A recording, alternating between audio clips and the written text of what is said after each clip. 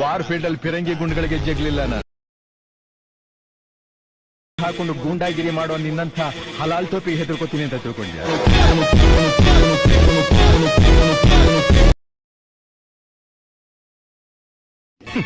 War field ಅಲ್ಲಿ ಫಿರಂಗಿ ಗುಂಡುಗಳಿಗೆ ಜಗ್ಲಿಲ್ಲ ನಾನು ಹಾಕೊಂಡು ಗೂಂಡಾಗಿರಿ ಮಾಡೋ ನಿನ್ನಂಥ ಹಲಾಲ್ ಟೋಪಿಗೆ ಹೆದರ್ಕೋತೀನಿ ಅಂತ ತಿಳ್ಕೊಂಡ್ಯ.